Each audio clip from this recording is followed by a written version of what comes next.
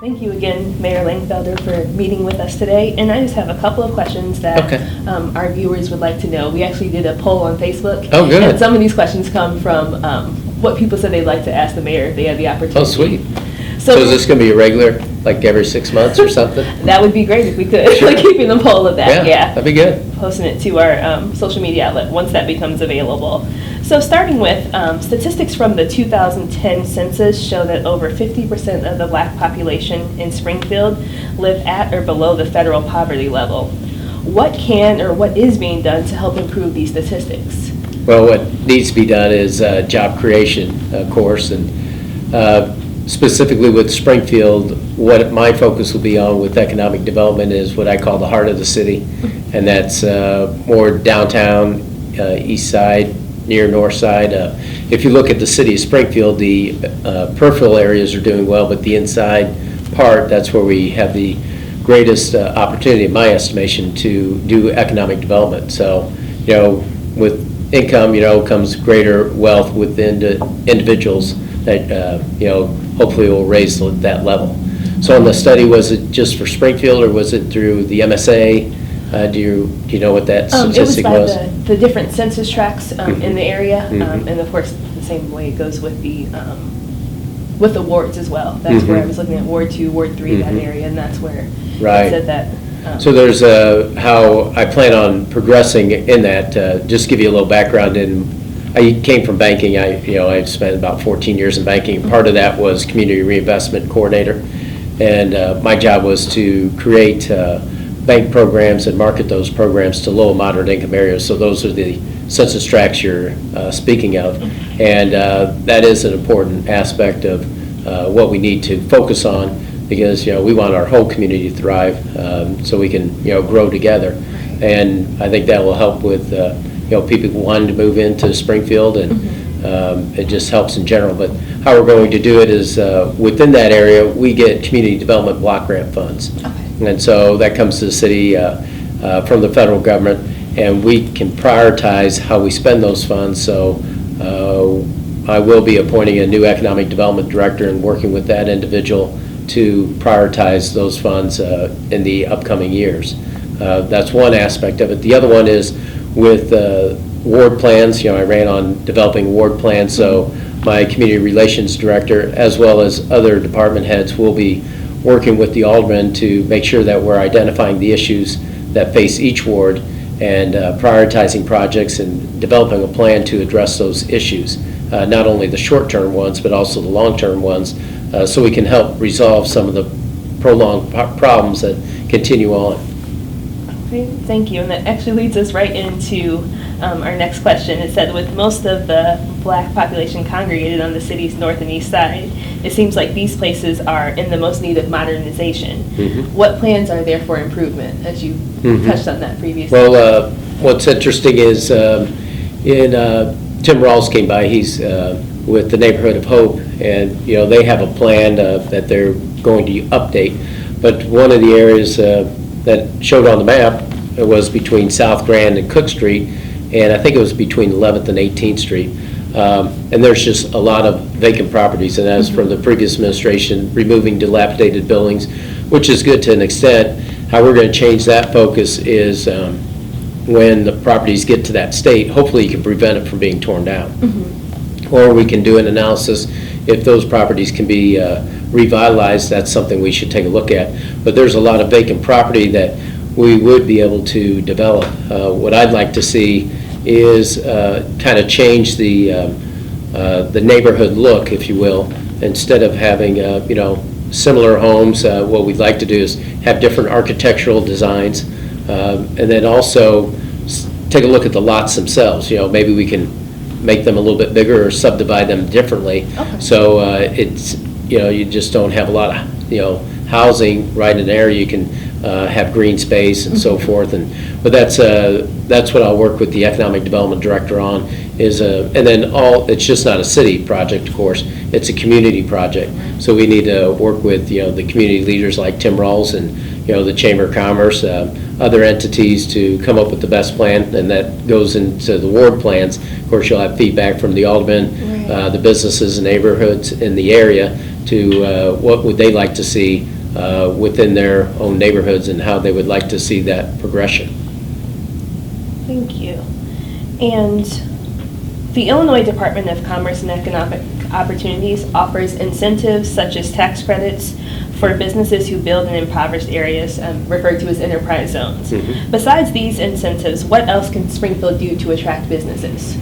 Well, in the businesses, one area I'm going to look at, there's two items. One is for home ownership. It goes back to the community development block grant funds. Mm-hmm. And what we'd like to do is recycle the dollars within those targeted areas. And how you can do that is, especially with small businesses, I call it a Live Work home ownership program, where we could provide down payment assistance for home ownership for people that would work in that area and live in that area. So that'd be something that you could offer to business owners, or that's a program that we will have to develop. But it has been done in the past as far as home ownership assistance through CDBG funds.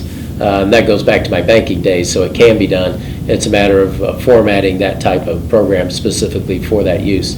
The other area that we're going to try to have incentives is with our utility, CWLP. And it used to be used as an incentive where we had stabilized utility rates. We could offer lower rates for businesses and for commercial development. But first we have to make sure that we have the utility back on stable financial grounds. And so that's the first aspect of it. Once it is on firm financial grounds, then we can offer those incentives into targeted areas. And that's what I intend to do. And then by bringing in, you might lower the rate, but what happens is if you bring in additional users, you're really upping the revenue stream for the utility, because you're just not going to make as much of a profit, but you still would make a profit with regards to that, because you're not going to provide energy at a loss. So that's the intent, is to offer those type of incentives to those targeted areas. Okay, thank you. And according to information received from Freedom of Information Act in December of 2014, only 8.25% of Springfield city employees were black. Mm-hmm. According to the 2010 census, Springfield now has the second largest black population, with Chicago having the largest. Do you feel that the employment numbers need to reflect the diversity in the city? And if so, how can we improve these numbers? I think it should be mirrored the community as far as the demographics within city employment, and that's one of the reasons I'm for a residency rule. Okay. I've always been for residency. I'm a firm believer that if someone works for the city, they should live in the city. Right. And not only for that purpose, but really city jobs are high-paying, quality jobs. Mm-hmm. They pay great benefits, so I'm just a firm believer from that standpoint. But now it used to be property taxes would pay for the library, municipal band, and other services, but 100% of our property taxes, or that dollar volume, goes towards retirements and pensions. So, for that reason alone, or in addition, that's another reason that individual employees that want to, or anybody that wants to work for the city, should live in the city. Anybody could apply for a job in the city, mm-hmm. but they should have to work in the city. But that would take a action of the city council, and we'll be coming with a residency ordinance at some point in time. Okay, no, so if there was a residency ordinance, mm-hmm. for the people that are currently working for the city, would you give them a specific time period? Well, if they're outside, you draw a line in the sand, if you will. Okay. And so anybody outside the city would remain outside the city. Okay. But then those employed or currently in the city at that point in time would have to stay in the city, or new hires would have to be in the city. Okay. But that doesn't resolve the problem, of course. Right. What you need to make sure of is that we do have a pool of applicants that, and if we don't get the pool of applicants, the minority applicants, we need to determine why we're not getting that pool of applicants, okay. and change the process or take a look at it, because that's not acceptable either. So a couple of the initiatives that I'd put forward is we're going to hopefully partner with School District 186 and work with the student population and show them, go into the schools, or have the schools visit different areas of the city government, and let them know what's available as far as employment or career opportunities, and hopefully pique their interest. And if an individual is interested in becoming a police officer, a fireman, or working at the utility or CWLP plant or public works, they, we can show them what classes they should be taking, or how they could pursue those type of career options. Okay, thank you. And with your appointments, I know you've been asked this several times, what goes into your decisions when you choose your staff appointments? Well, my staff appointments, I'll go through the whole directors. Okay. It's how I approached it when I was treasurer. I met with the individuals one-on-one, and the directors that from the previous administration, if I felt that they were doing a good job and then they would progress in the direction I want to take, then I ended up keeping them. But if I wanted to go a different direction, I would bring in somebody different. And so with the appointments I brought in myself, I look for individuals that would share my vision, as well as my trust. And what I intend to do is change that culture through processes. So it doesn't matter if I'm the mayor or whoever comes after me. We want to make sure we address this issue so we don't have to keep revisiting it. We should be representative of our community, and with the processes in place, with my director's support and my guidance and my vision, I think we'll get there. Okay, thank you. And going along with this, I know people have asked you, are you going to appoint more minorities to this position? And we didn't want to ask that same type of question because you had said previously that you choose the person based on the best candidate as opposed to thinking about does this fit into the diversity standards. But keeping that, what can African Americans do to get to higher paying jobs in the city as opposed to just your support workers or your, like you said, the public works? And what can they do to get to the more professional or administrative positions? Well, that's an issue that we need to address as well, because not only for bringing in new workers, but we're facing an issue with succession plans. So it's a minority issue, but it is a issue for the city in general. And so what we need to map out for all our employees is the roadmap if they want to move up the job ladder or occupation ladder to move in a position of management or higher level. We should be working with them to show them what they need to do, whether if it's educational or if it's on the job training, but how can they reach the career opportunities that they want to achieve. And that's an area that we will take a look at through our human resources area. So we'll be taking a look at that and coming up with a program that would help our employees succeed. But of course, with minority applicants, we first have to make sure we have individuals employed and move in that direction. So 8% is not going to cut it. We need to improve those numbers. So, I think the population right now is probably 20%, somewhere around there. Yeah. So that's the goal, and hopefully within the 4-year process where, I'm mayor for the next, 3 years and 48 weeks, that, we'll have those plans in place, and we'll show an improvement from the 8% mark. Okay, thank you.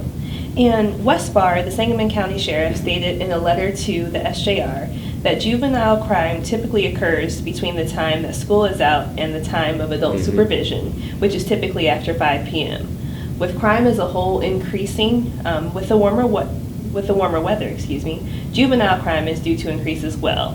What programs can the city provide or aid other agencies in providing to help combat this possible increase?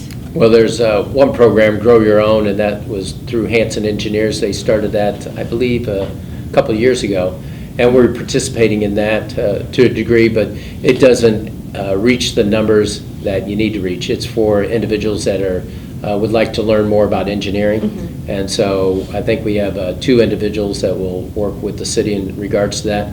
But we have some summer employment, but not the level that we need to be. And so, again, it goes back to the community, the CDBG funds.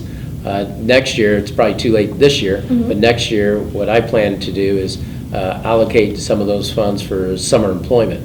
And it's just not for the city to employ. What we'll do is reach out to the private sector community. And so we would partner with private companies like Hanson Engineers and others to match dollars so we can actually have greater employment opportunities for youth. Okay, thank you. Let's see. And your former opponent, Paul Palazzolo, yeah, forgive me. That's right. Stated that Springfield needs a city planner. Do you agree? And if so, are there plans to hire one? Actually, what I think needs to be done now is a coordination of efforts, and I'm not for a city planner per se. Actually, we have a city planner by title. It's a consultant type, but there's a city planner position where they do meet with entities and come up with plans. So what we need is someone that would coordinate a comprehensive, cohesive approach to development. And we'll work with the Regional Planning Commission. The individual I'll bring on with regards to that city planner position, I think is a good individual that would bring groups together to help address the needs of carrying out the plans that we have in place. After we do that for a year, we can reassess things and see if we're fulfilling the direction we want to go with regards to comprehensive and a cohesive approach to planning and economic development. And if not, then we can make that determination if there's a need for a planner. But for myself, I don't want to hang my hat on one individual doing the planning. Really, it's a community effort, and that's why we have to partner with other entities to get it done. Okay, and my final question for you today. Considering the state budget woes, what consideration has the city made in the event that the funding from the state is cut? Well, hopefully that doesn't happen. I know they voted it down already for the local government distributive fund. And but you can't count all your eggs already. Right. But I think if that does happen, what we have to do is tighten our belts. You probably postpone purchases. You might even postpone hires if you need to. But what I would do is meet with the governor because Springfield's in a unique situation. We have state buildings that don't pay property taxes. Mm-hmm. We entered into a wind contract for our new utility, and the state was supposed to purchase 50% of the wind contracts, which they hadn't done. And so I would approach the governor and I'd ask him for a reprieve for the city of Springfield, because that'd be a triple hit to the city where other communities don't have that. So I think he's a businessman. I think he'd listen to our concerns and possibly give Springfield a reprieve with regards to that. Okay. Well, thank you so much for taking the time to meet with us. Well, thanks, Lauren. Appreciate you having us. And if you want to call back and do an update as we move along, that'd be great. We will definitely do that. We want to keep you accountable. Oh, great. Well, that's good.